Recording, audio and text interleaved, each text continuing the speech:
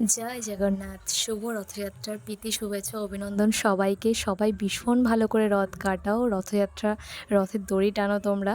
তো যাই হোক, আমিও চলে এসেছি রথ দেখার জন্য। আর এই তাপটা তোমাদের সবার জন্য। জগন্নাথ তোমাদের সবার মঙ্গল করুক, সবার মনস্কামনা পূর্ণ করুক।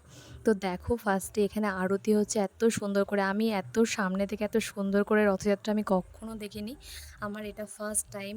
এত সুন্দরভাবে দেখো কীভাবে নারকেল ফাটিয়ে এখানে ওই জলটা দিয়ে মানে উদ্বোধন করা হচ্ছে, তারপর রথটা টানা হবে। ওই নারকোলটা দিয়ে আরতি করা হচ্ছিলো এতক্ষণ। তার আগে ওই যেটা তোমাদের দেখালাম, এই জিনিসটা দিয়ে আরতি করা হচ্ছিলো জগন্নাথ দেবকে।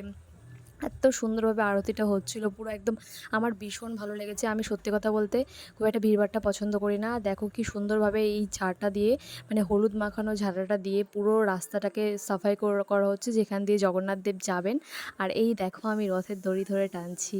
আমার যে এত আনন্দ হচ্ছিল, কারণ পুরীতে বলো, মানে সমস্ত জায়গায় এত ভিড় হয়, রথের দড়ি টানা তো দূরের কথা, মানে সামনে ভালো করে দর্শন করারও সুযোগ পায় না। সেই জায়গায় এখানে আমি রথের দড়ি ধরে টেনেছি। শুধু একটা না, তিনটে রথের দড়ি ধরে টেনেছি। আলাদাই একটা ফিলিংস আসছিলো, মানে ছোটোবেলার মতো, মানে খুব মজা আসছিলো। এই যে আমি খুব খুশি আমি রথের দড়ির মানে টেনে।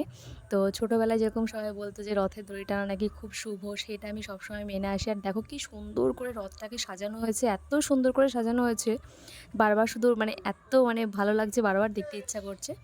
তো যাই হোক, এটা ছিল ফার্স্ট রথ। আর যেটা ছোটো রথ দেখালাম সেটাও আমি টেনেছিলাম। এই দেখো আবার আমি এই ছোটো রথটা টানার জন্য ওই যে সামনে সামনে যাচ্ছি আমি এই রথটা টানতে টানতে।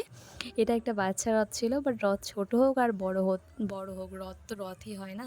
রথের দড়ি টানতে পারলেই ভালো। তো চলো তোমাদের মেলা দেখিয়ে দিই। রথে এসছি, মেলা দেখাবো না তাই কি হয়?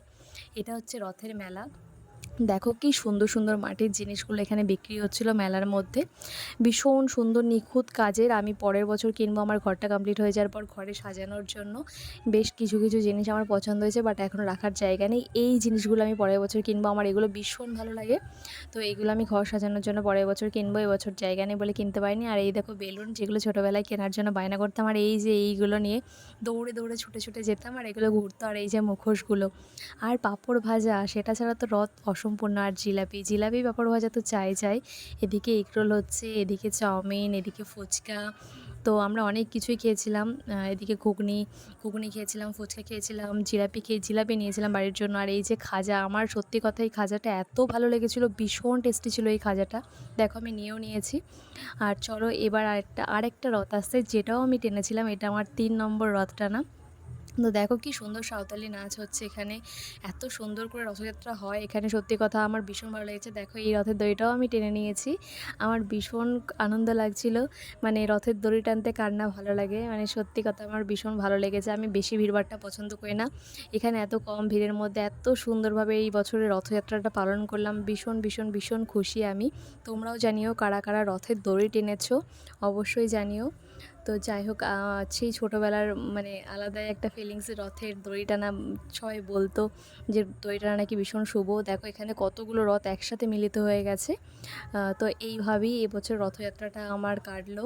তোমরা সবাই জগন্নাথ দেবকে দর্শন করো। জগন্নাথ দেব আশা করছি তোমাদের মনস্কামনা পূর্ণ করবে। এবার ভালো করে জগন্নাথ দেবকে দর্শন করে নাও, জগন্নাথ দেব, বলরাম, সুভদ্রাকে। আর তোমাদের যা যা মনস্কামনা আছে সেগুলো জানিয়ে দাও, সব কিছু সেটা তোমাদের আশা করছি জগন্নাথ দেব তোমাদের সেটা পূর্ণ করবে। তো চলো সবাই, আজকের মতো ব্লগটা আমি এখানেই শেষ করছি। অন্য একটা ব্লগে দেখা হবে। টাটা।